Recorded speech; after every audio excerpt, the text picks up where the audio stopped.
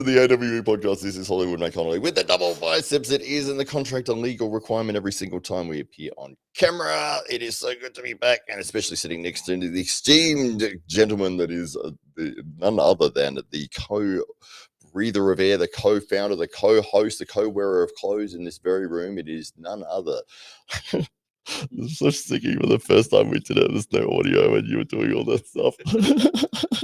It is the king of Sting, the Count of Monte Cristo, Thunderlips, the ultimate male. It is none other than the winner of the Dave Stockbridge of the Year award. There it is there in the background. You can see the illustrious award, and it is owned by the illustrious man with the illustrious beard. It is none other than your friend and mine. It is Dave Stockbridge. Stockbridge, welcome to the show. Well, what a wonderful warm welcome after a bit of a hiatus. It's good to be back. Yay. We're here. We've made it. Some little sound technical difficulties, but some teething problems. We're in our new AWE headquarters here, so I hope you're enjoying everything that you're seeing there in the background. So, and thank you very much for all of the wonderful support to all of the people that are out there that have been tuning into the AWE Underground channel and checking out our latest event there. Thank you all very much. And Hollywood Matt Connolly, I guess we're going to touch a little bit on that event and what's to come in 2025. Absolutely, yeah. There's so many things that we've got to recap, and we had a tremendous event just recently here in Adelaide, and I can't even have to remember what the last thing that we were talking about in terms of on the show here, but there's been so many happenings in the world of AWE, and we should probably maybe kick things off with the AWE Grand Prix 2, which was a tremendous event held here in Adelaide, only a few streets away from where we are right now. And it was an 8-man double elimination tournament. We had some of the best talent that we could get from the Southern Hemisphere competing. We also had a super match between Ashley Huita from New Zealand, the New Zealand's strongest woman, and a world record holder in bench press, 317 kilos. She is able to push up over. It's absolutely insane. Incredible. And nominated for New Zealand Woman of the Year. That's true. Absolutely. Yeah. And she took on Australia's #1, Keziah Harrington. So that took place as well. And there was also a left-handed match with Rickard Bornman, and he took on Marcus Atirai. It was originally scheduled for Brett Coots, but unfortunately he was not feeling the best on the day, and he did actually injure his pec again, which is so horrible to see happen. But yes, he had an injury going in after the double elimination tournament, so he was unable to compete with Rickard there. But we saw an incredible event. How did you feel that the event went overall? Oh, I was really happy with the way that the event went. I think all the feedback has been great, which is wonderful. But that's mostly from our friends, of course. So we're biased, but yeah, they thought it was great. Well, that thing you did was whatever it was. It was good. It was the best. The production went really well. I feel like the performances of the athletes was great. We saw some emerging local talent taking on some of the best from the Southern Hemisphere, which was terrific to see. Like all events, we had our normal little hiccups and mini disasters on the way in, and athletes pulling out last minute and some a little bit before, and so there was a bit of a juggle with respect to filling the voids. But we did have that opportunity to feature some spectacular up-and-coming talent, and it was just great to see those guys on the table. I guess we got to see and answer the question about, is Rickard Borman, the real champion? Was it a fluke? Was Grand Prix 1 just one of those things? But I think we've answered that question now as well. I think Rickard Borman's due for bigger things, and of course, if you look through the comments of the video, you'll see exactly that. People are saying, let's get Rickard on an international table. Let's see what he can do. He should be taking on the best in the world, not just the best from around the oceanic region, for instance. And so I think people are expecting big things of Rickard Borman in 2025, but also I think there were some great stories to come out of Grand Prix 2. And Alex McKinnon, I think, was one of those great stories to emerge out of AWE 2 as well. So. Yeah, for sure. Absolutely. Yeah, the dragster, the Canberra dragster, and Alex McKinnon, the dark horse, the surprise superstar of the day, put on an absolutely tremendous performance and had some amazing results. And it was funny because he wasn't originally in part of the 8 that we had scheduled, but the Tahitian Giant was unable to make it over. And I think we were trying to figure out who we were going to get as a replacement, and Alex had messaged Ryan and said, "Oh, by the way, I'm heading down to Adelaide, to check out the event. It's going to be fun. I've got my ticket. Everything's Well, I all think good." he'd actually just won tickets. Yes. Yes. Right. So he won himself a couple of VIP tickets. And so he was indeed heading down here. He was going to be there on the sidelines watching from table side. And then when, sorry, I kind of took No, you go. And then of course, when the Tahitian giant pulled out, it was like, well, who's going to be, who would be who'd be a suitable replacement? And Ryan said, well, Alex McKinnon's a killer. You got to get him on the table. And we're like, okay, well, yeah. I mean, we've seen what he can do interstate. We haven't actually laid eyes on him personally, and we ran with Ryan's judgment on that. And I've got a feeling that maybe Ryan was regretting that at some point during the course of the competition on the day. Yeah, well, he ended up having to face off against him twice. So, but yeah, because I know Alex as the dragster, yes, and I had no idea who Alex McKinnon was. Who's this Alex McKinnon kid? and Ryan's like, "Oh, Alex McKinnon, yeah, no, he's this really good arm wrestler from Canberra. He took out like the titles there like comfortably." And you're like, and, yeah, but that was the dragster. I was like, who is it? Like, let me see his footage. And I'm looking and I'm like, I don't, because I think the shot was from behind or something. I didn't recognize. I have met Alex before. He came for AWE 1, I think, and he ended up. Oh, that's right. Yeah. Yep. We had him at the club, and I've been on the table with this guy, but I know him as the Canberra dragster. I think because that's his Instagram handle, and you get synonymous with synonymously associated. Yeah, exactly. With that, and I was like, okay. And then when I figured out, I was like, oh no, that's no, he's good, he's great. No soundproof. Hey, no, that was from before. Oh, good. Yeah. that was the last attempt at it. Yeah. So yes, hopefully people can hear us this time, but if you can't hear us, let us know. Yeah, well, they probably wouldn't be able to because they wouldn't hear it. I can't hear myself in my headphones. Well, there's 3 people. Yeah, well, they wouldn't have stuck around this long if they couldn't hear us. So, yeah, those 3 people who are just very, very silently watching. They refuse to comment. They're not commenting types. They're not the engaged. That's right. They will be in the background, in the shadows. They will refuse to touch the keyboard.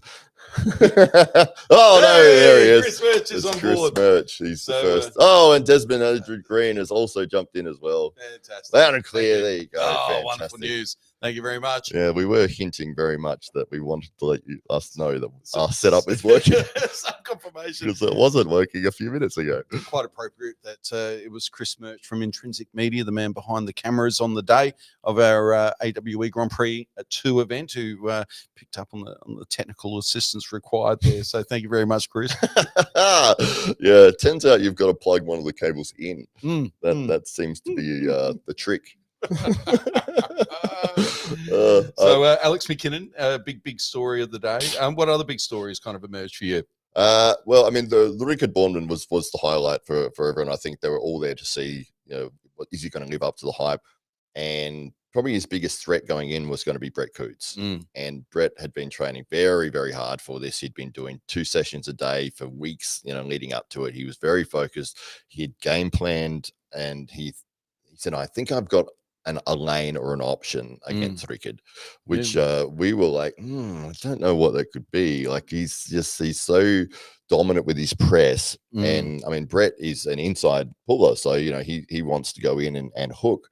And so to see, it's like, what could he possibly, what was he cooking up there? What was he working on exactly? That's right. I would, and I still don't really know. Oh, I know now. You do now? I know now. Maybe are you able to spill the I am, because it's happened. So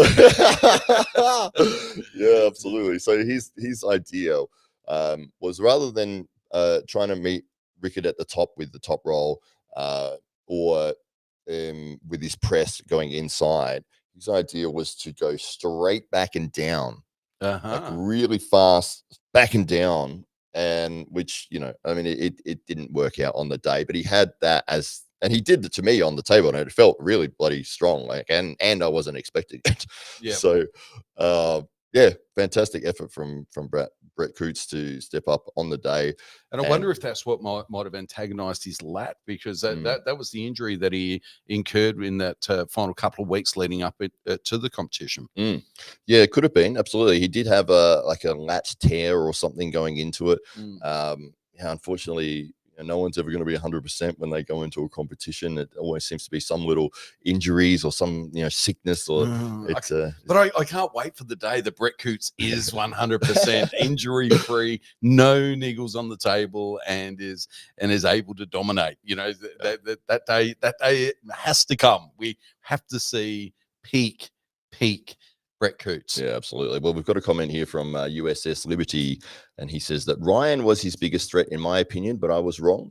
That's all right. It's okay to be wrong. And Ryan did go up against Brett Coots in the tournament twice, and was unable to get a victory. And he still actually hasn't got a victory on Brett Coots throughout his career. 0-19 or something, according to Brett, I think. Yeah, it's crazy. Something similar to that. So yeah, absolutely. Everybody's got their bogey man, and Brett Coots is that for Ryan Bowen, it seems. So, but also, this was really the first time that we'd seen on the table that significantly downsized version of Ryan Bowen. Just a few short months ago, he was walking around at close to 110 kilos, and coming into this event, he just put on a little bit of weight to get to 90. So, and also had spent the previous 3 weeks in India, and been on the table every single day whilst he was away. So you'd imagine there was there was some fatigue there. There was also, what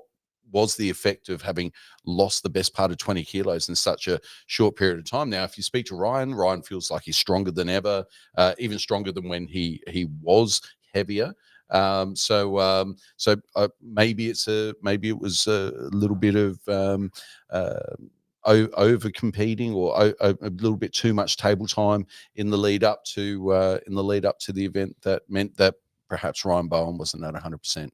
Yeah, I know he's dealing with it was like an ulnar nerve issue, and I think at some point he'll have to get surgery on it. I think from what he was explaining is that when you close and open your arm, there's a certain point, like when he's straight, he's okay, and then when he gets to about there, like the nerve drops out of the groove, and from there to there is like lightning stabbing pain, which sort of forces him. Not great for an arm wrestler, is it? Yeah, it's fantastic. It's what you want. You want to feel excruciating pain every time you get on the table, which is what he was been facing. So, so his lane is either really up close, or that very extended King's move, because anything sort of mid range is agony. He's really struggling with, yeah, absolutely. So, but from what he has said, the surgery for it, the recovery is quite quick. I think it was a 6-week sort of turnaround. So, but you've got to get 6 weeks where he doesn't have a match. Yes, and he's got matches all the time.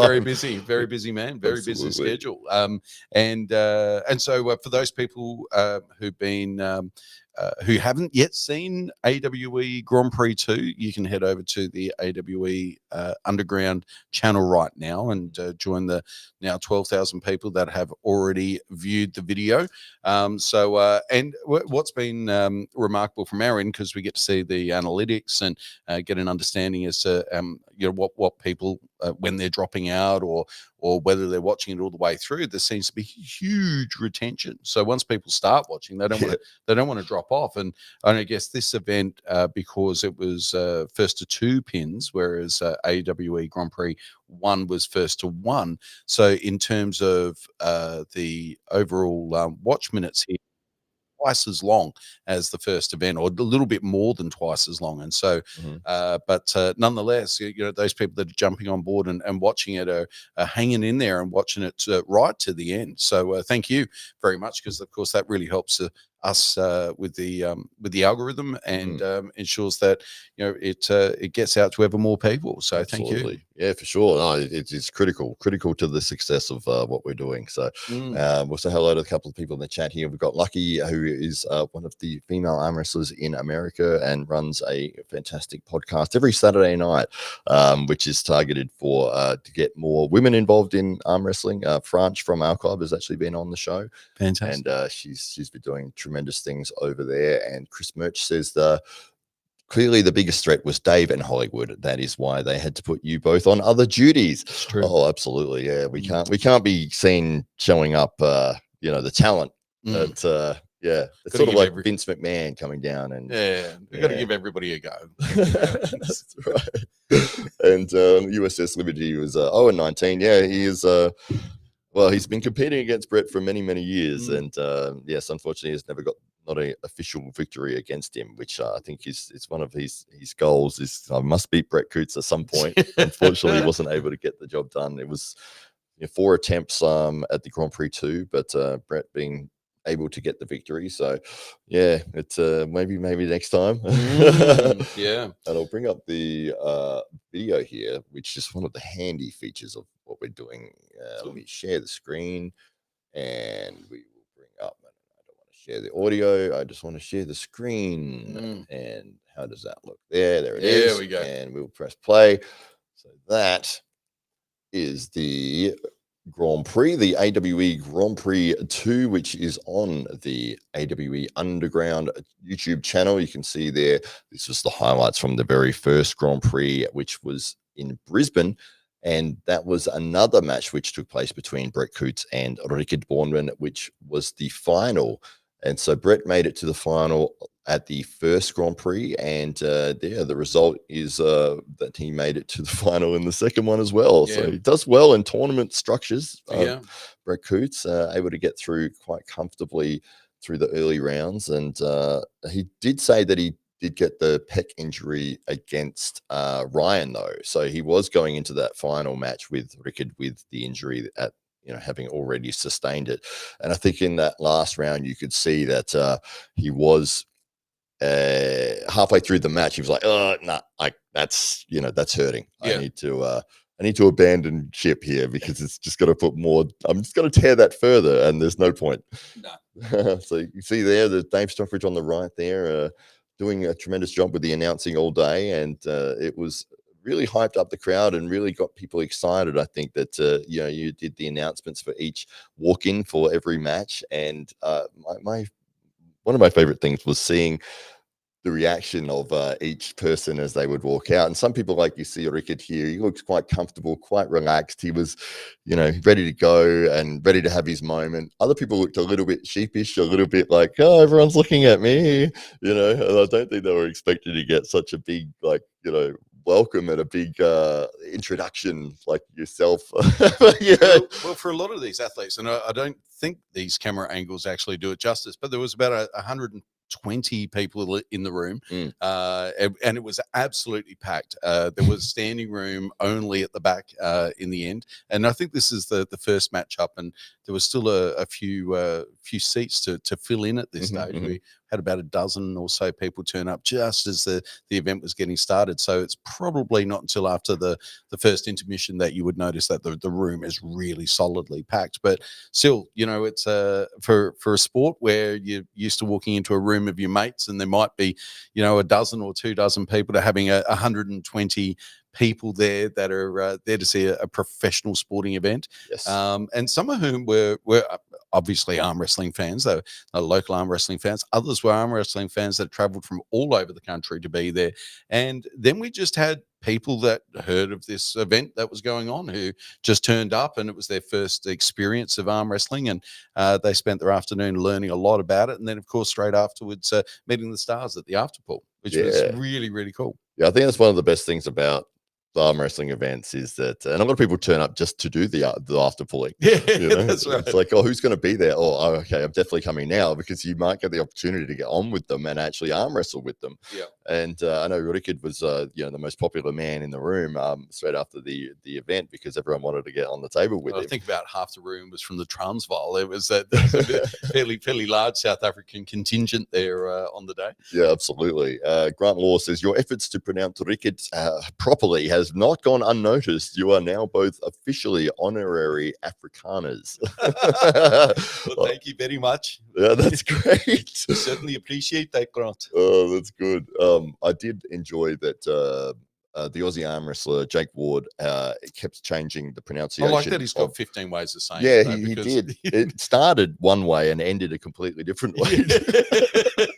But it was like a full spectrum in between. It was nice. It was I good. think by the end it was Ricard. Ricard, I was I like, think. Yeah. that's not it. But Yeah. okay, we know who you mean. Just slid into Ricard in the end. That's Yeah. right, absolutely. So thank you for that comment there, Grant. And yeah, this was a good moment for me to see Stephen Carroll get his spotlight for. He's worked very, very hard over many years. Actually, Grant Law is there sitting in the audience there on the left hand side of the screen for a second. You could see him in He the was the AWE best looking skin. man you could see. Very, very he was quickly. the There he is. African one, the South African one. With the AWE shirt, That's just right. in the back there. But yes, I think Stephen knew. Look at Brett Coots. Yeah, when you're going up against this monster that's coming into the room, like, you know, with 20-inch biceps, 6 in each forearm, an absolute legend in the sport of Australian arm wrestling. It's like, have I got him first round? It's like, yeah, okay, I know I'm going to the B side. First, they tell you you're up against the oldest guy in the competition first, and you go, yes. And then they say it's Brett Coots. And it's, that really? took the wind out of your sail. But yeah, in terms of how it looks and feels, with the production side of things, I feel that it came across very well on the screen. You could see that the audience interaction there, people are invested in it. They actually are really interested in what's happening, and definitely are keen to see the results of each match. The lighting I really liked, and yeah, just I don't remember seeing any fouls or any major restarts. We had a couple of slips to straps, but apart from that, it flowed very nicely going through the entire event, which I think really helps with that retention of people watching. Is that you're watching it? It's like, okay, this guy versus this guy. Like, they get strapped together, and you get a result. You don't have 20 minutes of messing around with restarts and fouls and slips, and then another restart and another, and it's like, oh god, when are they actually gonna? And that's round one, you know. It's like, well, although the athletes could appeal if they felt like they got a wrong call, I don't think we had one of those either. No, so there was no replays, no appeal to the judge. No, there's no controversial moments, which was fantastic. I think Tim Graham, the referee there, did a tremendous job on the day. And you see Brett Coots just way too strong for the Squid. I'm not happy with his nickname. He likes it, but I don't like it. We'll come up with something else. But yeah, Tim Graham and Ben Ettridge did a fantastic job of officiating throughout the day, and of course made sure that the event had a wonderful flow as well, which is something we're really keen on at AWE, not just for those people that are watching from home, but for those people that are in the room. The last thing any of those people that are sitting there who have dedicated their afternoon and got their tickets, the last thing those people want to do is sit around and wait 45 minutes for 3 pins. Yeah. You know, what they want to see is action on the table. They want to see what's coming up next. And the format was beautiful for that. Yeah, absolutely. Yeah. We've got S.A. Shaden. He is watching from Bangladesh. Great to see you in here. Thank you very much. And Kyle Davison, King Kyle, says, the product looks fantastic, fellas. Can't wait for next year's event. Thank you very much, Kyle. We need to get a nickname for you, because I'm going with King Kyle, but Kyle, yeah. I think he's tried about 6 different other ones so far, but he's a big fan of wrestling. I think he wants to get the perfect nickname. It's not going to happen, Kyle. So yeah. Well, Chris Murch in the chat, who from Intrinsic Media, they were the people that were taking care of the production side of things and capturing those images that you see right here, and so did a fantastic job of presenting a top quality product. So thank you very much to Chris and his team. Thank you to Grant Law, who did a fantastic job in hyping the event and engaging the Murdoch media and others, and actually could have done so much more, but because of various things on the peripheral of this particular event, we weren't able to take full advantage of all of Grant's services pertaining to how he could better promote the event. But Grant Law has a public relations business, and we couldn't suggest anybody better than Grant Law, and he was able to do this for our little sporting event and got us some fantastic free media in the lead up to it, and made a huge difference to filling that room on the day. So congratulations, Grant. Well done. Thank you. Absolutely, yeah. Well, tremendous effort from all of the people that are supporting us through the event. A lot of support from the community of arm wrestling, and Say seeing, Titans guys. yeah, absolutely, yeah, for sure, and seeing people coming from all around Australia to come down to see the event was just absolutely amazing. Kyle Davison says the perfect nickname is out there, and he will find it. The Hunter, maybe. Ooh, the Hunter. Ooh, The nickname Hunter. the Hunter. I'll give that to someone else, so you can't have it. And there's Alex McKinnon right there. So he is one of the real success stories from the day. So for a lot of people outside of Australia wouldn't be familiar with the dragster from Canberra, and he's been dominating the local scene for some time around there. And this was a great opportunity for him to stand on a bigger stage, and he really made the most of it. Is it this first round that he there was that that awful sound that something it sounded like something had broken or popped. There was a pop in the elbow, and we second round for a little bit we really thought the worst, but somehow it was all fine and he came back stronger. So maybe that's something he needs to work on, is get that elbow popped in the earlier on, and might get a couple of extra wins under his belt. But I did see a post from him on Instagram maybe 3 or 4 days ago that said something about a torn elbow ligament. Oh, no. So that was probably it. But yeah, Ryan Bowen flash pinning through Alex McKinnon right there. But it was the second round where Alex really started to shine. And unfortunately, if we'll keep this playing, but you'll see the injury take place.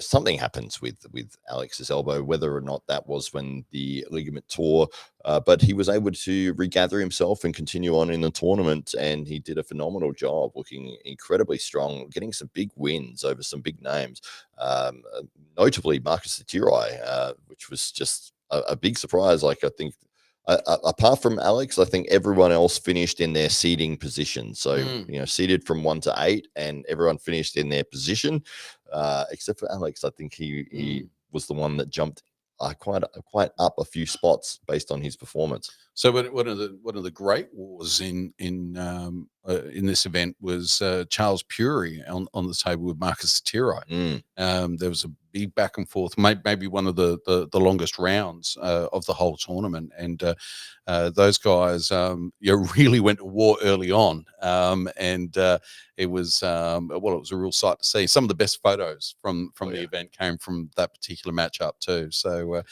Charles Puri has been number 2 in New Zealand for many years, and he's been really biting at the heels of Mate Arangi over the last couple of years. And it was actually at Mate Arangi's suggestion that we selected Charles to come over. Mate was not available, and he's got a few little irons in the fire, and said, but Charles, it's his time. Like he's ready, and he came over and represented New Zealand beautifully, and did a fantastic job. Because if you're talking about it, we should see it, and what a match it was. Charles Puri and Marcus Satiri, that first round here. We'll just get to that. And this is really where you saw the crowd get involved, because there were, as you can imagine, early rounds of the tournament. It's 1 and 8, 2 and 7, and those matches don't tend to last very long. But this was 4 and 5, I think, in the seeding. These are the 2 men that were pitted very, very closely, and that's exactly what the matchup. And I just wonder now, how this might have been as a first to 4 or first to 5 super match. It may have been very much a different outcome. There's some seeds that have been planted in our minds as a result of what we saw at this event as well. And we'd love to see some of these matchups in a slightly different format. And I think that's one of the really cool things about this Grand Prix format. And it's that none of these performances negatively affect these athletes' abilities to secure that next super match. Yes. This is and as you can see from this particular round, it's a war. Oh yeah. And so you would like to think that whoever was seeded 1 and 2 is very, very happy about this. So which was Brett Coots and Erika Borman. Yeah, And so right here you can see the power of the King's move and gassing out your opponent. Charles Fury giving it absolutely everything here to try to get that pin. Unfortunately, he wasn't able to get through Marcus. Marcus looking very comfortable throughout the match. You can see him there, very relaxed. Charles was able to keep it very close, though, wasn't he? Yes. Very, very close to his shoulder that whole time. I was super surprised because Yeah. literally had 165 kilos hanging off the other end of it. Absolutely. But I think I spoke to Marcus afterwards about that. And he said, because I said, that's probably the worst way to start off the tournament is having a war. And you gassed for the rest of the whole, and especially 2 rounds of war. Yes. And he said, yeah, he goes, I was looking at Charles like, what are you doing? Why are you giving absolutely everything you've got here? Like, I've got this spot. You're not going to get through. You should feel that you can't get through that. Why are you burning out everything? You're burning both of us out here. Charles had other feelings, I suspect. So he was looking at that pin pad that was 2 inches away and going, I can get there. Yeah, he kept it tight for a very, very long time. It was, that was a war. I would love to see that go to first to 5. But yeah, that's the difference with the format. You're going to see slightly different outcomes. You're going to see some athletes that are out of the box very, very quickly, who are very powerful. Who've got. I think this format certainly benefits pressers.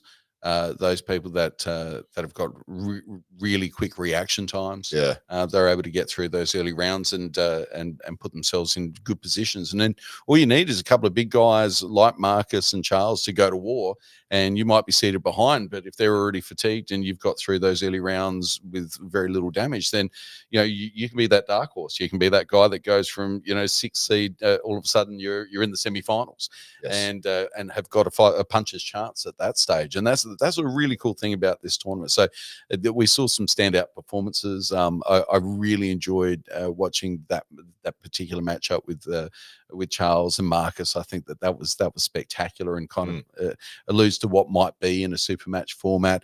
I love to see Alex McKinnon this kind of rise to fame and significance now. He's definitely on everybody's radar, and he's a real threat at heavyweight, and a smallish heavyweight, at about 100 or so kilos, but a real threat, and proved himself. And I don't think we got to answer too many questions about what a downsized Ryan Bowen can do. I think that he may have been a little bit too fatigued from his trip to India to really probably answer that, but really keen to see how early 2025 looks for Ryan in his new physique at 90 kilos. It'd be very, very interesting to see what 2025 has to hold for him. And according to Ryan, he could easily lose another 4 or 5 and be at 85 kilos and still feels that he'd be as strong as he would be if he was close to 110. So that's super interesting. So we've seen Ryan go on a real journey over the last 2 or 3 years when it comes to his weight and his training and now his eating, and he's seemingly bringing it all together right just in time for 2025. Absolutely. So he's sitting around that 90 kilo mark, and I think he's looking at competing in the 85 kilo mark. So for the US viewers or anyone who's doing the pound conversion, 90 kilos is 200 pounds. So 85 would be maybe like 190 pounds, something around there. But he's definitely targeting that different weight class. It was quite funny when we were over in India, and you get used to seeing him at that size, and then he brought up a photo of himself on the beach with the moustache. Did he show you that as well? He looks like his dad. Oh man, that was the best. I'm like, the only thing missing is the gold chain. Like, he looked like a different person, or like one of those photoshopped images where you like the filter you can put on to like blow somebody up. He looks like a character playing a police officer in like set in the 1980s. That's what it looks like, and he had to put on weight for the role. That's what it looks like. It's yeah, for sure. Well, it's the good thing that we saw. So we saw Rickard Bourneman come out as the victor in this, and very comfortably moved through the competition. And the after pull as well. But he has a match scheduled in Knuckles Up on January 25th against Don Hollywood Underwood. And yeah, it's going to be a phenomenal test for Rickard. I believe it couldn't be a better opponent because not only is Don a legend in the sport of arm wrestling, but he has the charisma, he has the ability to sell a fight, sell a match, to be the talking point. And when you're an up and coming superstar, you're very humble, like Rickard is. You don't hear a lot of trash talk coming from his side of things. You don't hear him saying, I'm going to be world champion, I'm going to be the best in the world. He would never say something like that. He might believe that he could be, but in terms of like him actually verbalizing that, you're not going to see that sort of attitude from this young man. He's very humble, very polite, a wonderful young man, and to go against somebody who will abashedly, happily, attack him in terms of the showmanship side of things in selling this fight, there's none other than Don Hollywood Underwood, with may have been number one in the world at one point in time, but he is a phenomenal arm wrestler. He's on a bit of a comeback trail at this point. He had some hip surgery, but it's sort of the ideal matchup for two reasons for me. One is you've got a rising superstar in Rickard Borman, and it's like, okay, well, here's your opportunity. If you're good enough, if you're as good as everyone thinks, then we'll put you against one of the legends of arm wrestling, and we'll see if you beat Don. Then okay, maybe you've got what it takes. We'll get you maybe an even higher profile match from then on. Whereas for Don, it's like, okay, you're coming back from an injury. We've got an up and coming superstar. If you've still got what it takes, here's your opportunity to prove it. So it works really well for both guys. And there is still that question mark on there as to what's going to happen on the table. It could be a 50-50 match at this point in time. Yeah, well, Don Underwood's certainly taking it seriously. He's training harder than he's ever trained before. I think he feels like, this is a great opportunity for him to shine and to demonstrate that, regardless of all the hype that might be out there about some young emerging talent, he has what it takes. He's still got that old man strength, and he's still should be considered in that discussion when people are talking about the top 10, maybe the top 5 of all time. Don Underwood should be part of that. Should be part of that discussion. And how it's always interesting. I guess what we don't want to see, of course, is like a Tyson Jake Paul style of blowout. We don't want to see that. And I was of the I honestly believe Mike Tyson was going to win. And I believe Mike Tyson was going to win. Okay. And I didn't put any money on it, fortunately, but I wanted to believe, and I hope that all of this hard training and all of this hype that's coming out of Don Underwood isn't kind of like that Tyson-esque build-up of that's just going to lead to perhaps disappointment. I hope that Don has everything that he says he's got left in the tank and is prepared to leave it all on the table there on January the 25th next year. So but Rickard Borman, he is a phenomenon, and I know he's a rare natural talent. He may be one of the, as far as I can see it, is a once in a generation type of talent that you come across in all the sports. And is he arm wrestling's Michael Jordan? I don't know, but we'll see. And I think this is a big step along that journey. This is Rickard's first foray overseas and on a major international promotion, and Knuckles Up will provide him with that platform to show the world exactly what he can do. Absolutely, yeah, couldn't have said it better there. And I'd love you to read out this username here. Sylvester's Talone. I love it. It's my favorite one. Sylvester Stallone. Oh, so good, so clever. So we'll address the comments here. James Lee Gillenwater says Rickard is too much for Auden. I do believe so. I mean, Rickard is competing with the adult seniors and everything at this point in time. I think that he has the ability to go to that world championship level. Although Auden, I think he may have the same ability, but I think that his matches that he's been lining up have been more about as much attention as they can get for arm wrestling and as attention they can get as many people to view their matches as possible. You'd have to imagine that Auden's got a great team. He's got maybe the greatest marketing mind in the sport there, in his dad, who knows how to create hype and attention and expectation and all of those things that are critical to making an event really work. And so they'd be carefully charting out a course for Auden to ensure that both of those things that you were just suggesting, that Auden's got a clear pathway and is making advancements and stepping towards a greater future, but also so that the sport people can be pulled along in Auden's wake and get a glimpse into that next generation and feel that there's those current fans feel that there's that future, that lineage that's starting to emerge in the sport, which I mean, every sport loves those lineages. You've got the Gracies in MMA and BJJ, for instance. These dynasties that emerge within our sport, with the Larratt's be that first dynasty where we see, two world or three maybe world class athletes emerge and out of that family and more into the future. It'll be very, very interesting. But you would imagine that Auden's still very much growing into himself as well, and every time you turn on the tally and you see him, it looks like he's 2 inches taller, and it looks like he's gonna be a bigger man than his dad maybe as well. He's a big frame. So I feel like of those two athletes, Rickett looks right now like he's an elite athlete in any sport you want to put him in. It wouldn't matter if it was gridiron, rugby, whatever the sport is. Rickett Baumann is a high performance individual who would be ready to perform at close to a world class level in almost any discipline. Yes. But Auden, you don't get that feeling. You feel like he's still got a few years to develop until he's really entering that purple patch of his career. And so it's really exciting to see a young athlete like Auden, who is doing so well already in terms of building up his own career and building up the profile of the sport, but who also has so much more to give into the future, and still got we've got so much more to look forward to with Auden.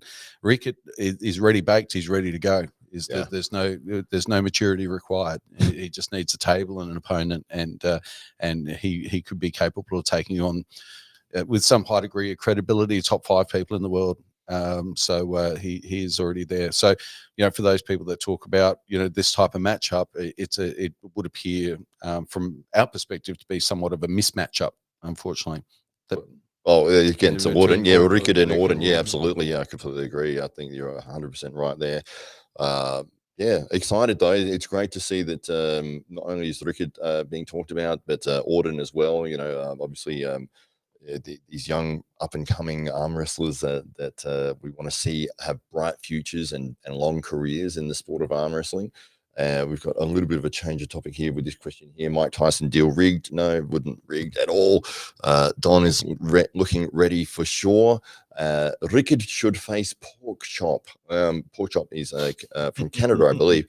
Yes. A very good arm wrestler over there. And we'll have to see what happens on January 25th as to what the future lies for both guys, both Don and both Rickett, after that match takes place. But if Rickett happens to get the victory, then he'll be looking for more high-profile opponents and looking to climb the ladder and really establish himself as one of the best in the world. Indeed. Intrinsic Media says Levan, Devon, and Brezink when, as in, is that? Are you asking, Chris, if when is Rickett going to be facing all of those guys? Well.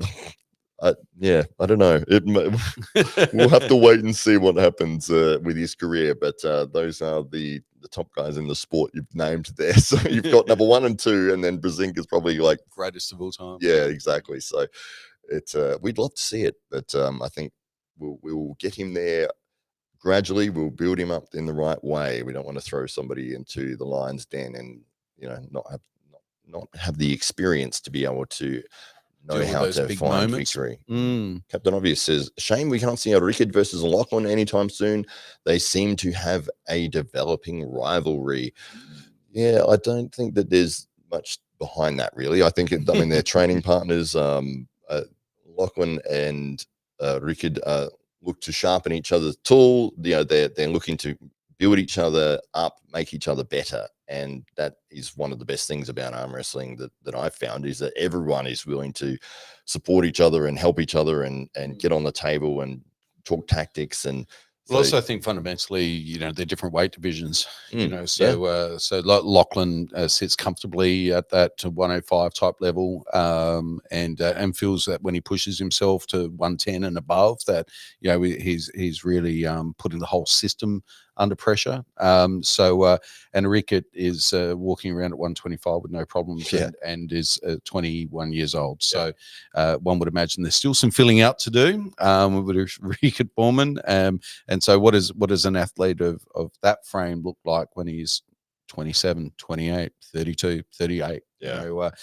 So there's so Lachlan works very closely with Rickett in training, and as Matt was saying, they're sharpening each other's swords and making each other better for their respective weight divisions. So but they're definitely the two that are now gapped the rest of the field, it would seem, in Australia. So that's true. There's a bit of a ways back. Well, you've got Brett that's now sitting comfortably, I guess, in that number two position behind those two guys. So number three maybe, and then there's a little bit of room there to the rest of the peloton. So as the Grand Prix events have exposed, and so our will was, of course, to get the best from Polynesia, the Tahitian giant from over to Australia, but that would have been a great test to have somebody of that stand. I think he's number 2 in France as well. Wow, TNT. So it would have been good to have had him here to be that X factor in terms of who can challenge both Brett and Rickett here, and establish themselves as a real regional rival for these two. But we weren't able to see that at the event, unfortunately. So about 2025, there's lots in store. That's right. I think that the great thing is when people see the events and they're like, oh, I want to be part of that, or I want to be in the next one, or how do I become part of the next show? And we've already had people like reaching out going, when's the next one? And I want to be, which weight class are you doing? And, it's like, oh, that's great. People want to be part of competing with the AWE, and that's what we want to do, is put on the best shows that we possibly can. But people are seeing it as that's a good testing ground, a proving ground for themselves, to say, well, hang on, if I want to be the best in Australia, I'm probably going to have to compete in that. And these are the top guys, and that's more than likely who I would be facing in a match. So, your Rickard Bormans, your Brett Coots, your Ryan Bowens, your Mario Tabakas. It's like that's the level that you've got to be at to be competitive. And if you are competitive and you think that you've got a chance, then we'd love to hear from you and put your hand up, and we'll see if we can get something happening. And maybe you walk away as the new AWE heavyweight champion, which is twice defended now by Rickard Borman. He was very happy to hold on to that belt and very proudly held onto it throughout the event, and came out with it every single time he walked out, which was awesome. I loved that. Sylvester Stallone says, your chuckle makes me think he might be too much for Pork Chop. No, I normally will laugh at everything I say. So Pork Chop is a phenomenal arm wrestler, and I would love to see the matches. But this is the thing for me, I'd love to see everyone go against everyone. Like you could say, what about this guy versus this guy? I go, oh yeah, I'd love to see it. I want to see arm wrestling. That's what I want to see. And I think that Pork Chop would be a great match. Whether it's on the cards in the future, we will wait and see. But he is a good arm wrestler for sure. And Kirill is also a suggestion there. He is also a very high level arm wrestler. What's this one here? Bornman versus Sarachev. Yeah, another. Oh, and Mega Mike as well. So lots and lots of options will open themselves up depending on his performance at Knuckles Up on January the 25th against Don Hollywood Underwood. So all eyes will be on Knuckles Up on the 25th. We, of course, we would love to see here at AWE. We'd love to see Rickett walk away with the victory, but we know that he's up against a very, very formidable competitor, and not to be taken at all lightly. And of course, Hollywood is there just to just to really bring that whole hype train to a stop. That's as far as he's concerned. He just wants to see all the talk and discussion about Rickard being world class, Rickard being top 5, Rickard being the next superstar. He wants to shut it down. Wants to shut it down with a dominant victory, and he's training very, very hard at the moment for that. So that's going to really determine the trajectory of Rickard's 2025, because of course it was only earlier in the year that Rickard really emerged as this amazing talent. We had that opportunity to learn about Rickard a year or so before that, and of course brought him out to AWE 2, and of course he competed against Mario Tambakis on that occasion, and didn't walk away with the victory. But for a lot of people internationally, they wouldn't have been aware of Rickard, and some might not have been so aware of Mario, but Mario was certainly the bigger name of the two, and most people would have expected Mario to walk away with that victory. But then Rickard went to South Africa last Christmas. He went back home, and he came back about a month and a half later and was 20% stronger somehow. And so I don't know what Rickard's mum feeds him. But it's the biltong, I think. It's the biltong. It's the special recipe. But he's over in South Africa right now. So watch out, Don Underwood. So Rickard's mum is feeding him right now. That's right. So it's like special recipe meals that he's getting there. But him and his younger brother is in phenomenal. Devon, which is a bright prospect in the 16 years old. This is Rickard's brother, 16 years old, 110 kilograms, and testing Rickard on the table. I mean, this is phenomenal. So that there's when we're talking about juniors and emerging talent, that household itself is delivering maybe the next generation of arm wrestling, dominant arm wrestlers out of South Africa. So 16 years old, 110 kilos, about 6'3" already, and one would imagine there's a bit of growth to be had, and certainly a lot of filling out to do. So he's bigger than me already. He's 16. It's probably beat me at arm wrestling too. Ooh, so there's some phenomenal Afrikaans genetics being distilled into those two young boys, and so we're really looking forward to seeing what that young man can do on the table, and so 2025 will be a breakout year for Devon as well. Yeah, absolutely. Yeah, for sure. It is a good comment here from Captain Obvious. He says, I keep forgetting how big Rickard is. His frame carries it well. Yeah, absolutely. He's same height as me, 6'3", but a lot thicker, like a very rugged young man. Yeah, strapping. Strapping young lad. It was interesting. There was a little video that popped up on Instagram that one of our staff here saw, and it was just Rickard and I just standing, just pulling, and the comment was, "I can't believe how small you look." Like, oh, thanks a lot. You could have not ridden that. Yeah, I'm like 108 kilos. Like, I'm not tiny. Like, exactly. Your arms are bigger than my arms. Like if I show you that, ladies and gentlemen, that's not a small arm. This man's arms are bigger than mine. You never see it because he's always hiding it in his suits. It's like I'm a child. He's deceptively large. He's a big boy, and all natural, tested athlete. He came to Australia to be a rugby player, so he knows about all. He can be tested at any time, and he's still got half the door open on that future if he wants it as well. But we just hope he permanently has a hamstring injury and never returns to any sport that involves him running. Or any other sport at all. It's one of the things. It's like we almost like, just please stay with arm wrestling. Don't leave anything, because he has the ability as a natural athlete to probably go and be dominant in anything he chooses to do. I think one of the really cool side effects of Rickett's recent emergence has been the South African arm wrestling's embrace of Rickett, because Rickett's development has largely been here in Australia as an arm wrestler, but as a country they've really gotten behind it and used that momentum to promote their own competitions, and doing amazing things over there in South Africa now. And of course Terence Hopperman, such a big name, world-class arm wrestler, still very, very prevalent there in South Africa, and very active to this day. But we haven't seen him on the international stage really since COVID, and so maybe 2025 is going to bring, some of those big names from South Africa onto the international scene. Absolutely, yeah. I was talking to Grant Law on Sunday night, who is In the comments. From the comments. That's where he lives forever.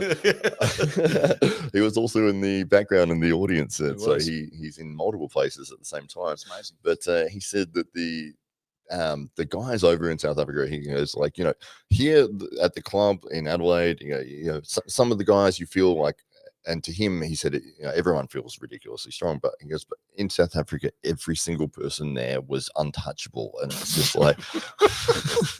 And they thought he was a top level arm wrestler, and he was trying his best to convince them that he wasn't, because there was the footage of him competing against Ryan Bowen in the tournament that we had. Yes. And so they've seen that and gone, oh well, he's obviously really up there if he's competing against Ryan Bowen. I mean, they paid for his flights to go over there, his accommodation.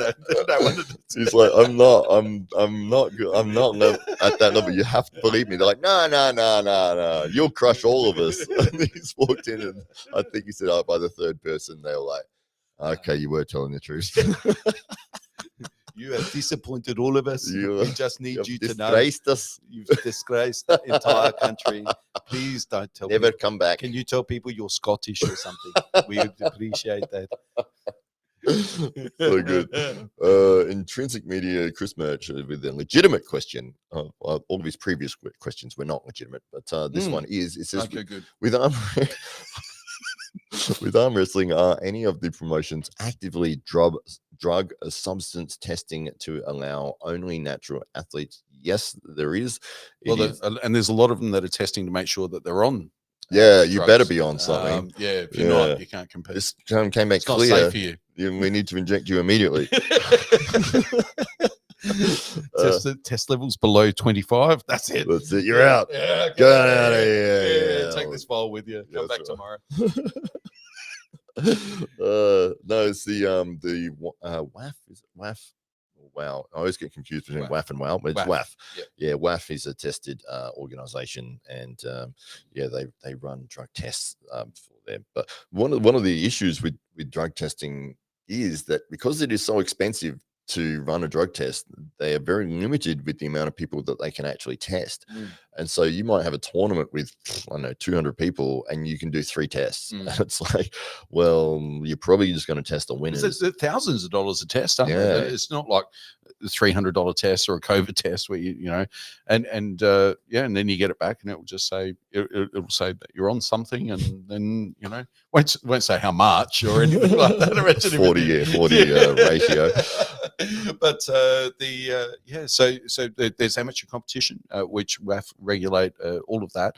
And if you're a banned athlete under WAF and you're competing in an event with maybe other that's sanctioned by WAF in some way, or that and that might be a professional event with a completely different set of rules, then you mightn't be able to compete in that. But it's a little bit like the US military used to be. Don't ask, don't tell when you get to certain promotions and at a certain level of the sport where no one's testing, and no one's asking the question, and so the presumption, there's a presumption of innocence that pervades the top levels of the sport. It would appear so.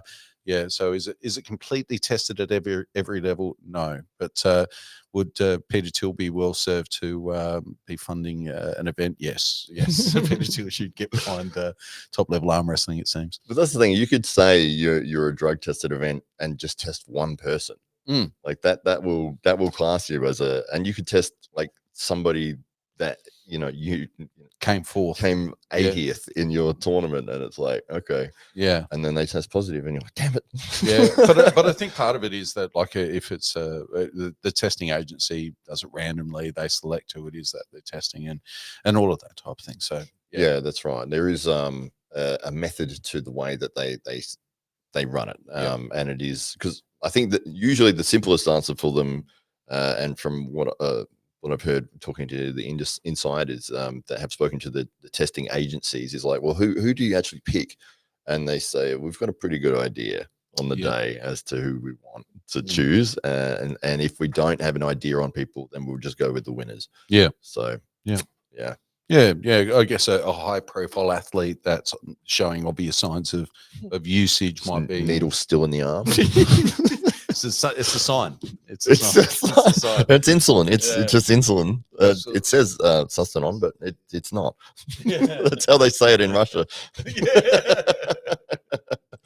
But in short, AWE, we don't test. We're strictly a promotion. We're not an organization as such, or don't have a governing body, nor do we conform to any governing bodies, strict rules and regulations or anything like that. We're all about presenting arm wrestling in the most entertaining and professional way that we can, and we trust our athletes to have those discussions amongst themselves and make the determination as to whether they feel comfortable in competing, and invariably they say yes and are all on board. So and it's a real genuine mix, I would say, of athletes, and because you've also got different ages of athletes, different health needs associated with those athletes, and yeah, but Jake Ward's definitely on the gear, is what I'm trying to say. Yeah, we injected him when he came over. He looks bigger next That's time. what healed his hips. It wasn't surgery at all. No.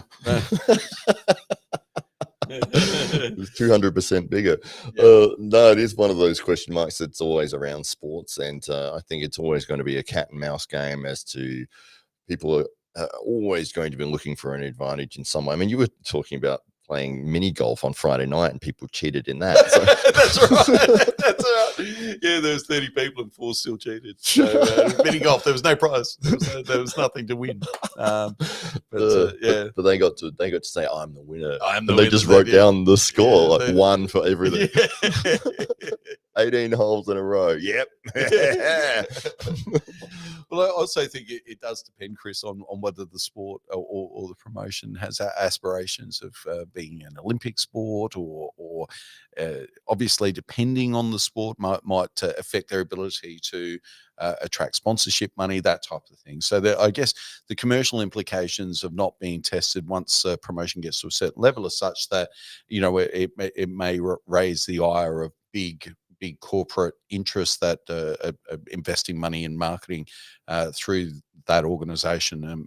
Arm wrestling safely not in that category of sport, but you can see why at an AFL level or NFL in the United States, or at the highest level of any professional high level sport, why those commercial interests want to ensure that the athletes aren't going to do anything to besmirch the name of the sport, and certainly that negative rub off and connotation for the brands that back those sports and make that investment. So but we've seen sports evolve, and UFC is one of those sports that's evolved, and we see that we can see that might well be the case in arm wrestling. As more money comes in, then there's money to pay for these testing regimes, and it's easier to enforce a leveler playing field, for instance, and it might just lead to a situation where you do have that unenhanced natural league and an enhanced league, where athletes are more open in terms of what it might be that they're using in order to achieve their high levels of performance. Which one do you think will be more popular? The enhancement, for sure. we all want to see gorillas get on the table, don't we? So, but that's but that, I mean, and that's something that the sport has to have a talk about. And we've discussed it before, where bodybuilding in the 80s and 90s was on the precipice of maybe becoming a mainstream sport and just didn't quite break through, and testing and all of that type of thing was a big part of that then, and stopped some of that big corporate money flowing into the sport. And then UFC seemingly learned from that experience, and as soon as it was viable and as soon as the money was there, they took that approach of, okay, well, let's legitimize the sport in such a way that it does become unimpeachable.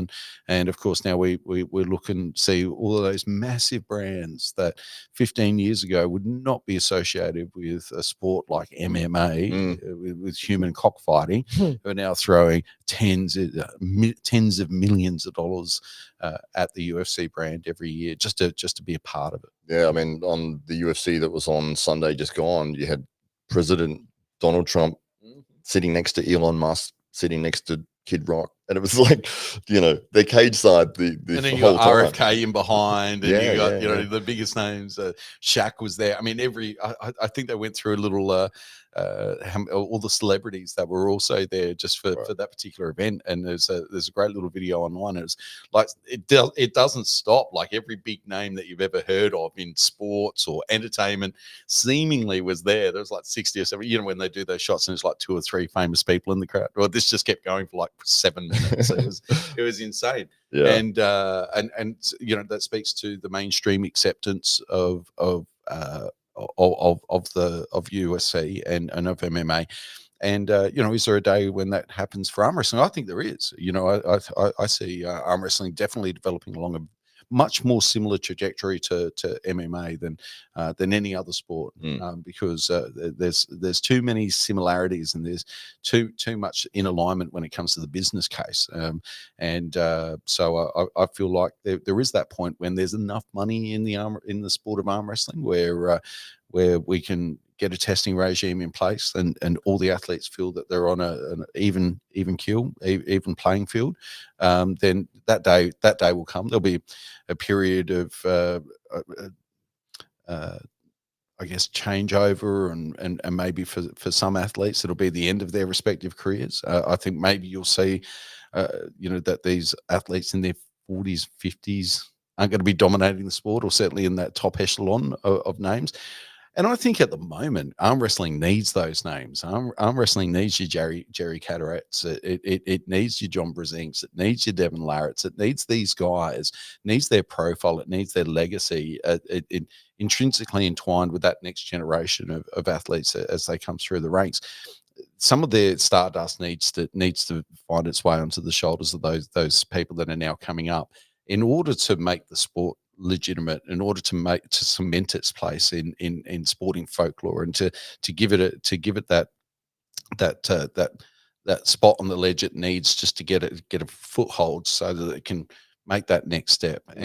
So do we need drugs in arm wrestling right now? Yes, we do. For as long as the best guys take as many as you can, for as long as the best names and the biggest names and the biggest raw cards of the sport are in their 40s and 50s. 100% we do. We 100%, because these guys aren't competing. Like John Brazink's not competing against other 50-year-olds, or 55-year-olds. He's competing against 32-year-old massive dudes. I mean, this is no joke. Like, so if these guys need a little bit of assistance in order to get there, I think at this stage, those gentlemen are wise enough to make those decisions, and those health decisions themselves, and career decisions and determinations themselves, and at the same time they just happen to be doing a great service to the sport. Yeah, it is a question mark. You think, okay, hopefully in 10 years time, or even 10, 15 years time, when these legends that are currently the forefront of the talking points for arm wrestling, if their career has ended, they've moved on, they're not, if they are still competing, they're probably not going to be at that high level anymore. We just hope that there has been enough investment in the up and coming ranks, and we can find the next crop of superstars that will emerge and can be the new talking points. Because without that, as soon as these guys disappear, it sort of tumbles away, and then everyone's like, oh, but what about, it's like, yeah, he hasn't competed in 20 years. Yeah. You're like, oh. So yeah, it definitely is a very important thing to continue the rise of arm wrestling. That's why we're very happy to see guys like Rickard, guys like Auden, these young guys, Hansa Hodzic, who are choosing arm wrestling as their sport instead of going the football route, instead of going with, I don't know, basketball or some of the other things that are available. It's like, no, this is where I want to be. And even though there's, at this point in time, there's not huge paydays, there's not like massive sponsorship endorsements, you're not going to make a full-time income from it unless you're like the number one in the world or something. But most of the people who are doing it do it because they love it. And that, I think, is what is driving everything forwards, is that the people who are involved in this sport, they all love arm wrestling, and they have chosen arm wrestling as the thing that they're going to give all their effort and commitment to, as opposed to somebody who may have looked at sport and gone, I can do any of these and that one pays the most, I'm going to do that one, rather than being like, I love that one the most. It's like, yeah, if you're looking at okay, you could do rugby, you could do football, you could do baseball, you could do this, and which one pays me the most one? The baseball one, you probably got a big contract with that. And it's like, okay, I don't really like it, but sure, I guess, Yeah. versus I love arm wrestling, I'll do it for free and I'll pay my way around the world to go and do it. Yeah. And I guess that's a big thing about what we've been trying to do over the last year or two with AWE is really provide a platform and a pathway so that athletes can, look at arm wrestling and say, well, look, I know there's not $1 million in the sport right now, but there might be in 5 or 10 years' time. And when that happens, I want to be ideally positioned. So, I'm going to start making my steps now. And I guess what's really cool is that we're starting to see, athletes like Brian Shaw and Larry Wheels and these types of personalities shining a light on the sport as well, and creating a pathway, if you will, for others to follow.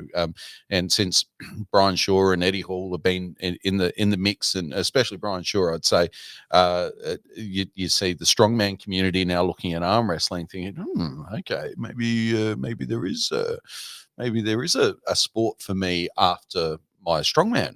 Maybe this is something I can, transition into at some point and still use some of that strength that I've developed over the years, but take some of the pressure off maybe my knees or my hips or whatever it might be, because a strongman is such a tough sport on the body. We saw that at AWE Grand Prix too, where there was a good contingent there of strongest men in Australia in the room, who were several of whom who never had any exposure to arm wrestling previously, and walked away with a passion and a zeal for the sport. Yeah. So it's fantastic to start see some of these athletes cross over and start to consider it a pathway.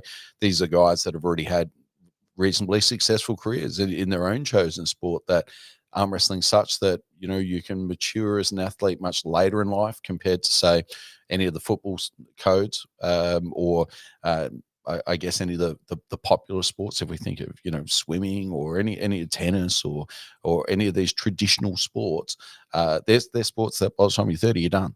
Yes. Whereas arm wrestling is one of those sports that if you're 30, you're young. Yes. And you've still got your best years ahead of you. So it is exciting to see these athletes cross over into the sport. It's wonderful because, that'll bring more attention, more dollars, and over time that momentum will build up and make arm wrestling that original that first destination for athletes, instead of that maybe that second thing that they roll into later on in their career.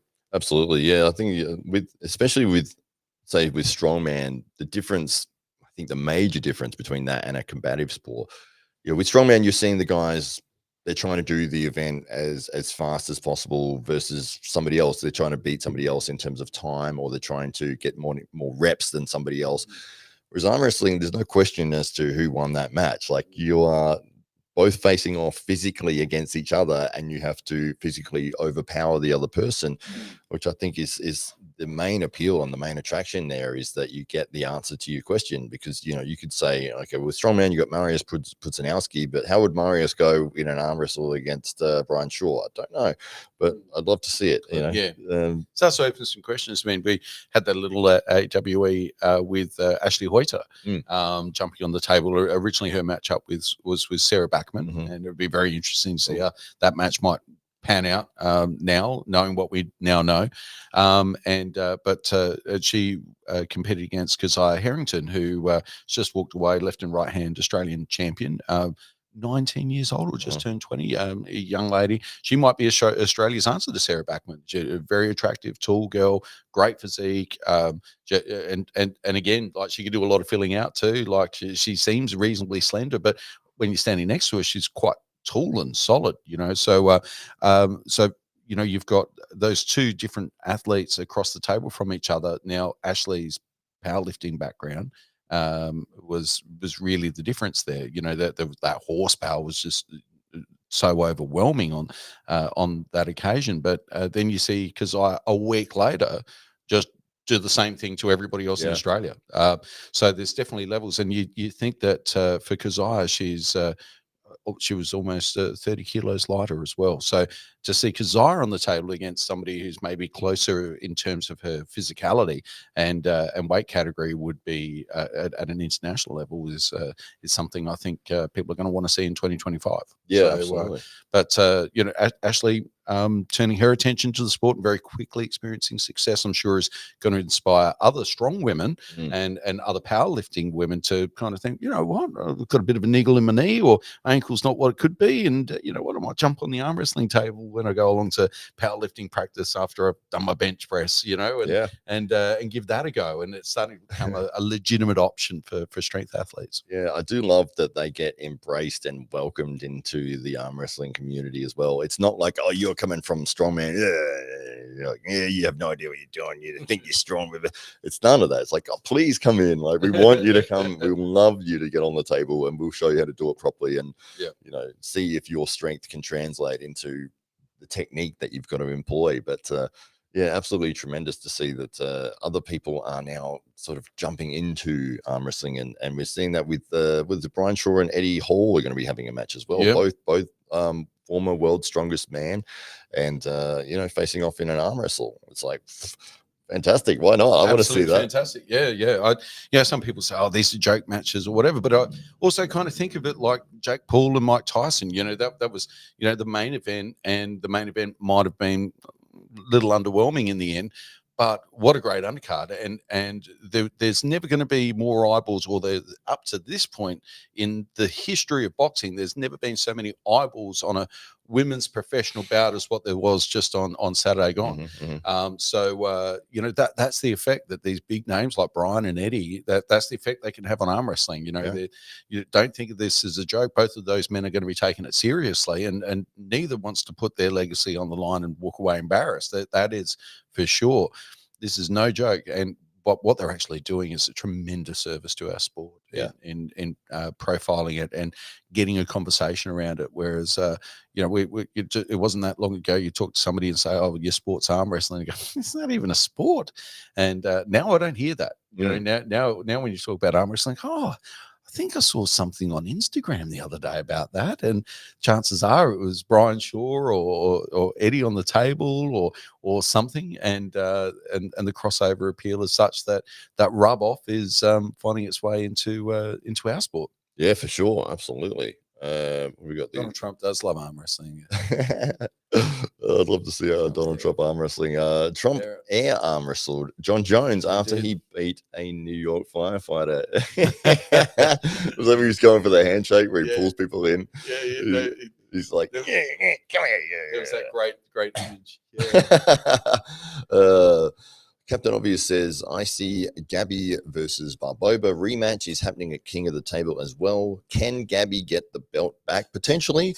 Yeah, it was a good match. The first one, Barbara was the underdog. Obviously, Gabby being a multiple-time world champion and being very dominant for many, many years. It was so good to see Barbara able to find the answer and what she needed to do to get the victory and become maybe the next Gabby, you know, the next superstar in women's arm wrestling. So having a rematch makes sense. And if Gabby is got the answer to what went wrong in that first match, and maybe she got outplayed in certain areas, and she might have closed those gaps, and we might see her retain her title, but we'll see what happens with that. But yeah, always worth having a former champion come back to try to reclaim their glory if they've lost. And it was a good match as well. It wasn't a complete blowout. So yeah, Gabby's definitely got the ability to do it. Neil's index finger, which is Brian Parliament from Canada, says this could be the hugest or the huggest thing. The huggiest, yeah. Could be the huggest thing ever for bringing in new fans from the strongman community. It could be. Yes, absolutely. And it just got me there. August. Sylvester's Talone. I want to plug a threat to an NHL team that if they lose in the playoffs, then they have to compete versus a local arm wrestling club on TV, but then they would lose twice. It's like, yeah, we're not happy about losing. It's like, yeah, go out and wrestle these dudes and get smashed. Yeah. So no, I don't think that's going to happen. But one of the fun things is that, you know, some of the clubs are going out and going to places like strongman training or you know, these football trainings are bringing a table and just being like, hey guys, like, you're very strong, you're athletic, like this is something you might really enjoy, and Mm. just jump on and have a go. And people love it. I think that the great thing about it is that people can get on and just do it instantly. Like, Yeah. you don't need anything. I mean, you could do it on any table. Like, you could do it on the floor even, but or just standing. You just grab hold of somebody's shoulder.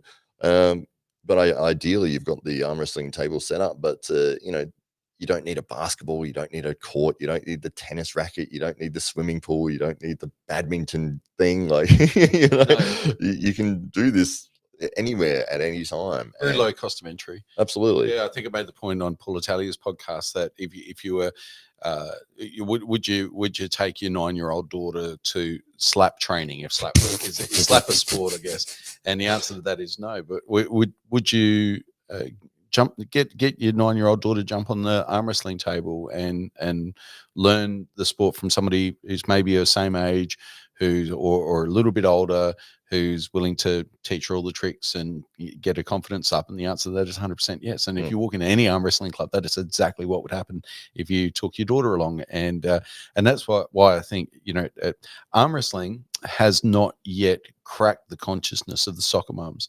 And these are the mums that won't let their kids play roughhouse sports or combat sports or football codes or anything like this. They don't want their little baby getting hurt. And they won't let their little baby jump on the arm wrestling table at the moment because they're so afraid of an arm break or something like this. Mm. I think where we win as a sport is when the soccer mums realise that arm wrestling is quite benign and the chances of injury are really low.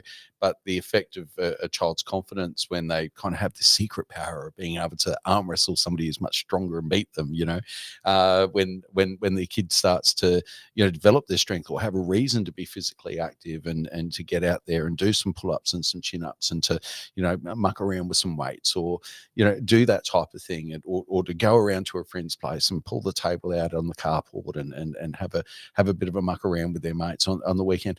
That's when the sport really opens up. And so I think there's a few things I'm going to hypothesize here about 2025 2030 for our sport. All right. So one, we if we're able to do these few things, I think our sport will do extremely well over the next 5 or so years, over the next half decade, because the explosion of the sport up to now has been a post-COVID explosion. I think a lot of eyeballs turned to the internet during COVID, where everybody was stuck at home, and coming out the other side of that, people were just super excited to be jumping on the table and back in the rooms with people and doing all of that. And then we saw the rise of arm wrestling promotions and East versus West and King of the Table start to elevate sport and bring it a larger audience, and the emergence and the fading of other promotions, but certainly the elevation of the sport to a standard where if you're in the sport, you now have an aspiration, whether it's to compete on AWE or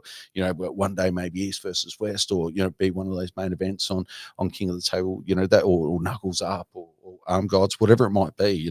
There's now something to be excited about and work towards if you're a good arm wrestler. If you're an Alex McKinnon, for instance, if you're one of those guys who's an emerging talent, all the promoters are looking for somebody who's around 100 kilos that who can compete against one of their guys that they've got sitting in the background. So that's kind of happened, and not much has evolved in that space. So none of the major promotions, well, let's say East versus West and King of the Table, haven't yet been able to shift the sport to the next gear. So we haven't seen emerge as the next UFC as yet. So they might, we certainly hope that somebody does, but we certainly hope that we do. But we hope that it will. But there's a few things that I think need to happen. One, we need to crack the consciousness of the soccer mums, make arm wrestling a safe sport, which it is. A lot of mums would be very happy with their daughters playing netball with no thoughts or hesitations about what is going to end up chronic knee injuries for the rest of that child's life. But they're happy so what it is a perception of danger associated with arm wrestling that I think is something that if we can deal with as a sport, I think we win. That way we get more kids involved in the sport. Because at the moment, it's 18 to 35-year-old males, 97%. That's the people that are turning to the sport. If we can lower that age and have more mums and dads happy with their little son or daughter going to an arm wrestling club, I think we assure ourselves of that next generation. Mm. So I think that's one of the things that we need to do as a sport.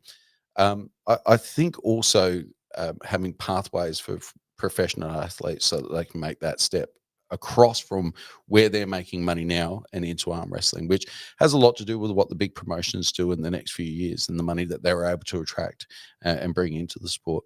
And also think, that cross marketing and the appeal from strongman, from powerlifting, from other combat sports, and bringing those people into the arm wrestling tent. If we're able to do those three things, bring younger people in, create a pathway, and ultimately provide the sport or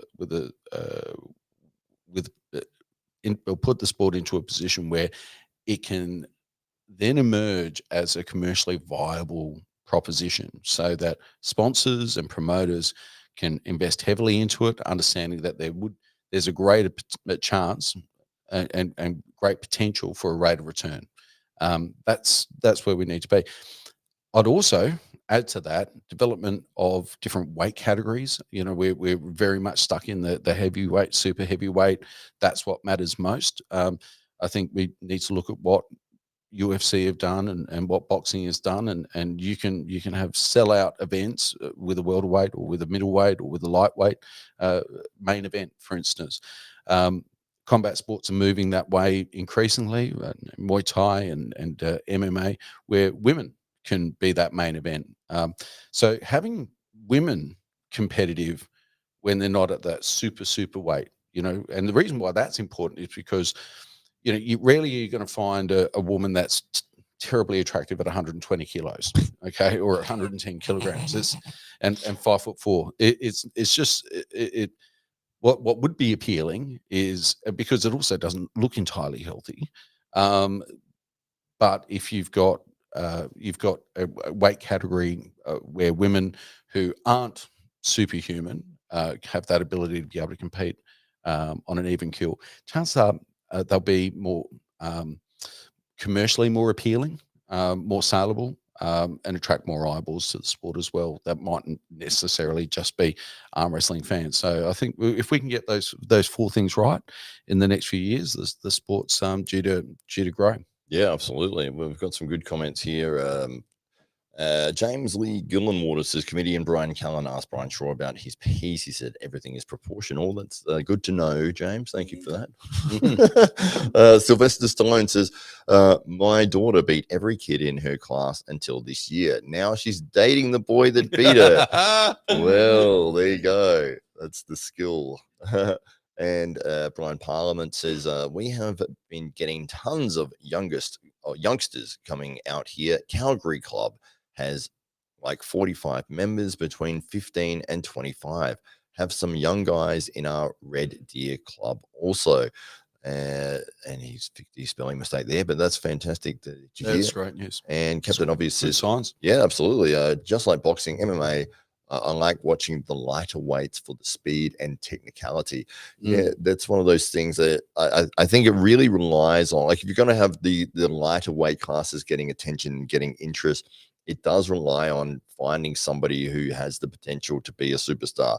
And that is that they have that personality and that charisma to sell and get people interested in what they're doing. I mean, like Conor McGregor was the lightweight champion, and he has fought at featherweight as well.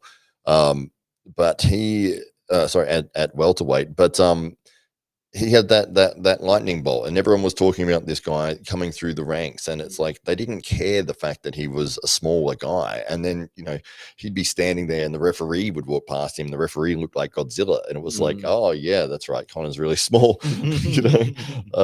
But in terms of the people wanting to see him, he's got the charisma, he's got the showmanship, and he was winning fights by like amazing knockouts. So it was bringing attention to wanting to see him compete, regardless as to whether he was a heavyweight, whether he was a lightweight. They didn't care. But usually when you don't have that, like you don't have an interest in the person, it's like just show me the biggest, strongest guys, you Yeah. know, and which is always going to be your super heavyweights. Yeah. But apart from that, if you can find your superstars in the lighter weight classes, that's where you can really start to sell those weight classes and create storylines, create drama, create interest. The flyweight division has always suffered in UFC. That's the smallest guys. I think they're like 45 kilos or something, which is, you know, absolutely tiny. And mostly because they didn't have somebody that had that really bright, charismatic, crazy personality that was going to draw a lot of interest. And then on the other side as well, they were small guys, and even though they're lightning quick, they're super technical, they're amazing, tremendous fighters.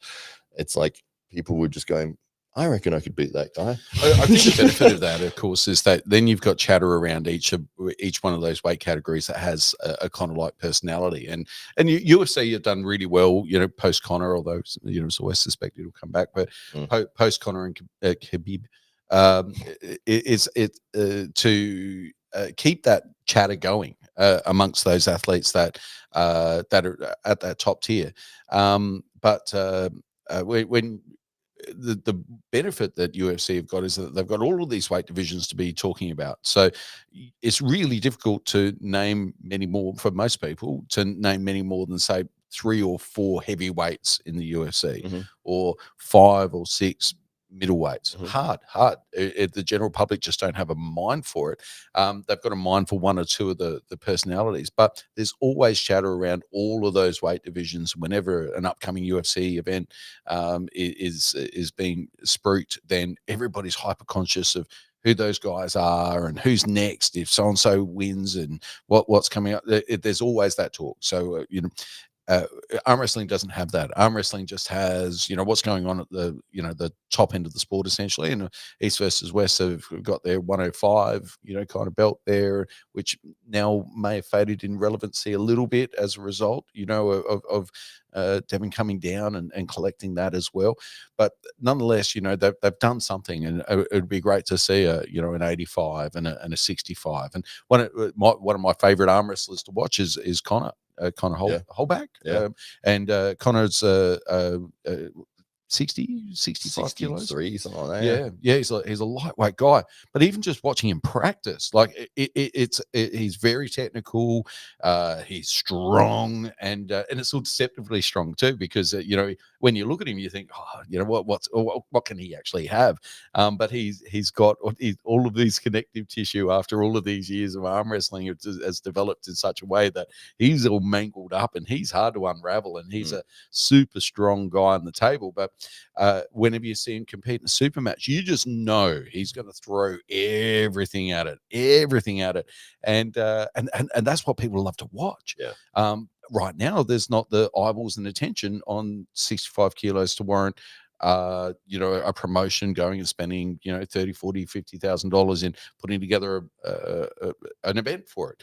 I would love to see that be viable, because I think there's so many of the personalities in our sport that we're missing out on. So much of the talent in our sport that is missing out and being exposed, simply because there's only so much money to go around, and there's and all of that money is dedicated to attracting enough eyeballs to cover the cost of the event, so you can, you know, live to fight another day and put another event on. But you know, AWE in the not too distant future would love to see some alternative weight categories, and to be shining a light on some of these other athletes that aren't heavyweights and super heavyweights, or who just naturally can't get to 100 kilos and be competitive, you know, whose physicality limits them to maybe 70 or 75 kilos. You know, are they any less great as an athlete? Absolutely not. It's just that the money's just not there to attract the attention that's needed to make those events viable right now. So it'd be great to, you know, to experiment and bring some more of those categories under the banner. Yeah, exactly. I mean, you look at the way the UFC ran for many, many years was only 5 weight classes, and it was lightweight all the way through to heavyweight.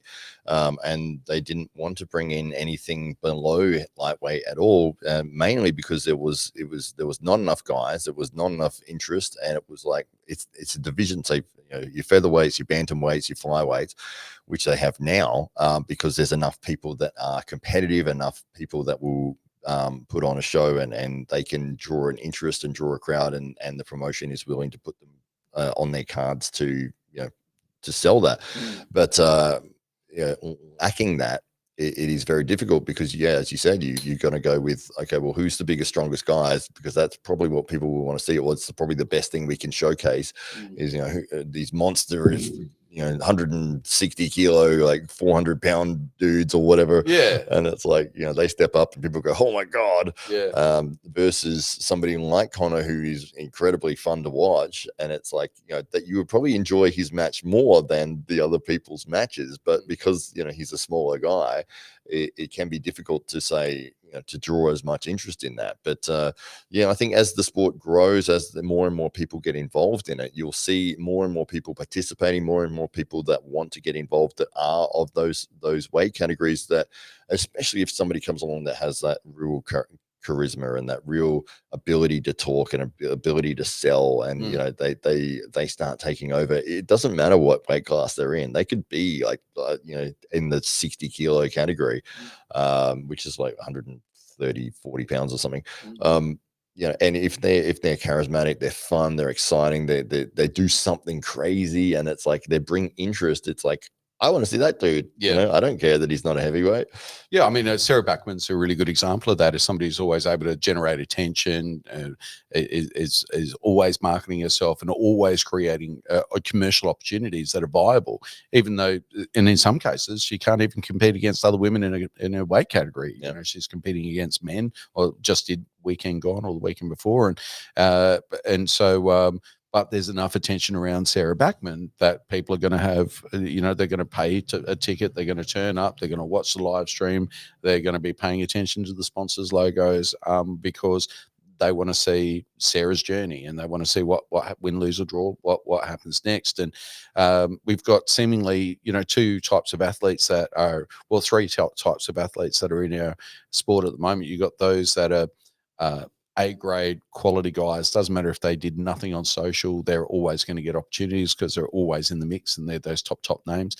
You got those guys that create their opportunities because they're really good on social, and they bring an audience to each and every event that they do. And you might even argue that, you know, Eddie and Brian's match is a classic example of that. If neither of those guys had any following online, would Core Sports be inviting them over to put on that match? No. And yeah, absolutely not.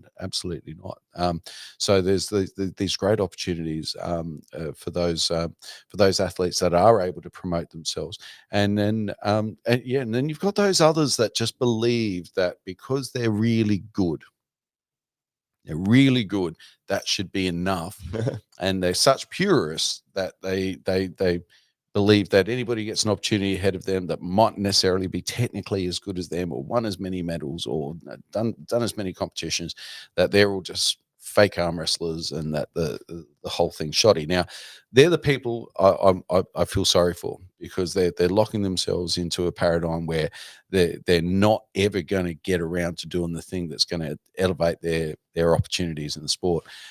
So, you know, my simple request to those people is, in 2025, maybe put those thoughts behind you and start developing your profile on Instagram, start creating content, start showing people part of your world, start sharing your thoughts on upcoming matches, start showing us your training videos, start telling us what you're doing in preparation of your next match. Tell us what happened if you lost, what went wrong if you lost a match, what went right, what your next opportunities are. That if you want to be an athlete that's making money doing what you love doing in the sport, then you really don't have any other choice at the moment. You can't wait for Coca-Cola to sponsor you so you can be, you know, an arm wrestler. You're going to really have to generate additional income and the additional profile that's required to get you the opportunities through social media. Yeah, absolutely. Yeah, it is surprising to me that some people will spend so much time training and getting better and better at their sport or their craft or whatever it is that they're doing, and they spend zero time on promoting themselves. And it's like, oh, but you know, if I get really, really good, then people will give me the opportunity. It's like, it doesn't work that way. I mean, yeah, every single weekend in the United States, there is tournaments, and there's multiple tournaments happening. If you win the tournament, it's like, great, you are the winner for today, but you're one of 4 other people that also won a tournament in, and tomorrow there'll be another 4 winners, and next weekend there'll be another. It's like you're lost in the mix there. So and the whole time Arden Taranenko was there filming, and nobody knows what the results were, but everybody knows that Arden was there. right, it's Yeah. important. Yeah. Yeah, exactly. Well, that counts. You go, who's and Arden Taranenko, why do people know who he is? Because he puts himself out there on his social media stuff all the time, and has done for 11 years. Yeah. So, you can look through the crowd and go, oh, that's Arden Taranenko there. He's not even competing. Yeah. It's like, oh, but there he is. I know him. It's like, well, how do you know that guy? It's like, oh, he has a YouTube channel where he does arm wrestling and stuff. It's like, what about the guy who won the tournament? Never seen him before. No idea who he is. Yeah. Exactly.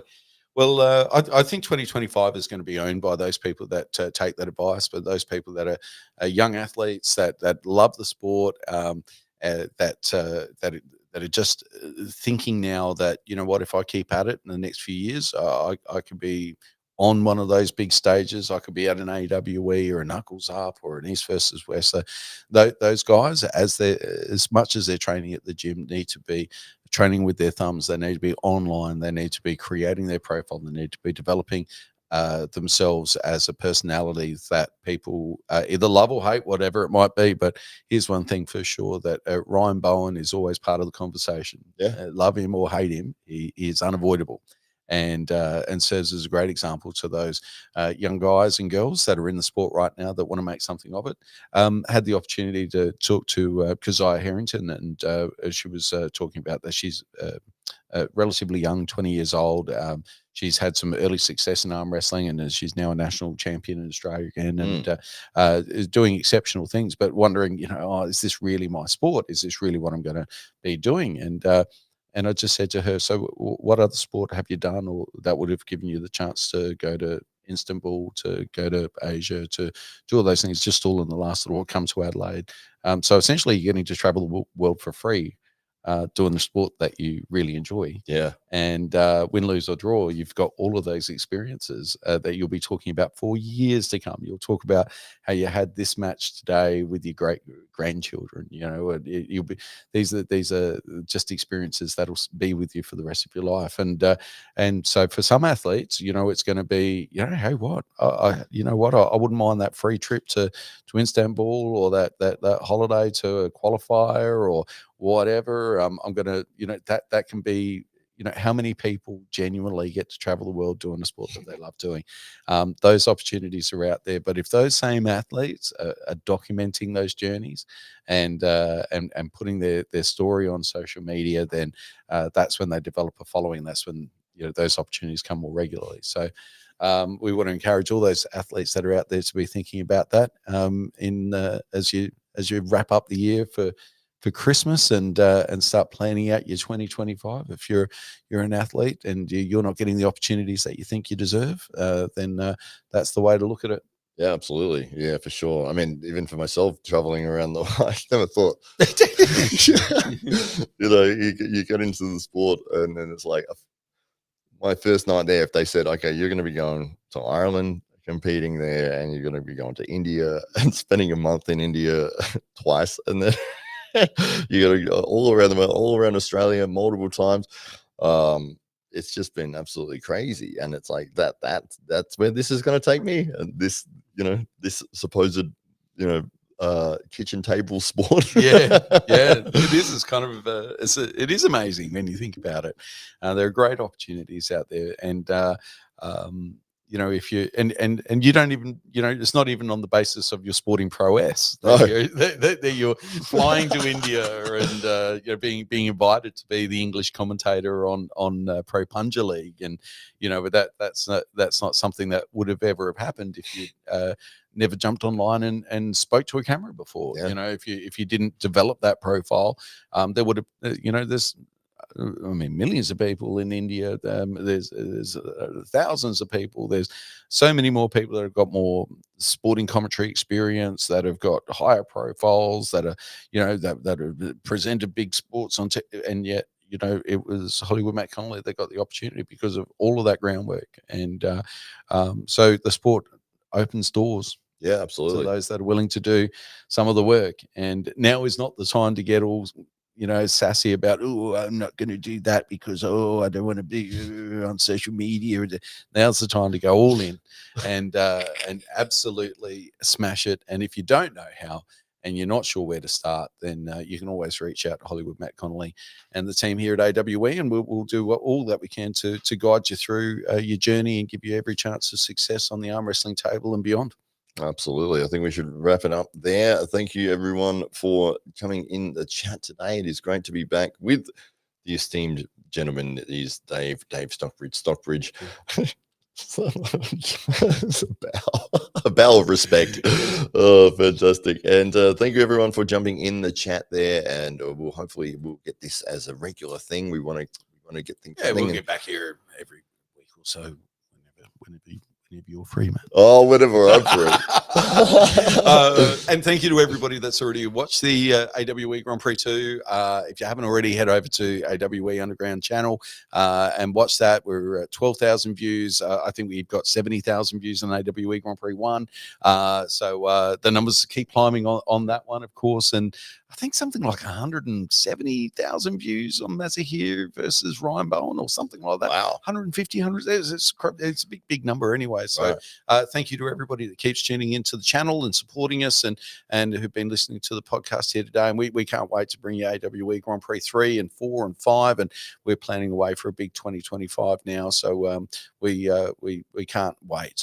Yeah. Absolutely. All right, we'll leave it there. We'll finish with a double bicep. Are you going to hit the double bicep as well with the bigger arms than mine, just to show me up? I get washed out with the light here. It's not good. It's not good posing lighting. That's all right. It's all right. They can see it. It's in the contract.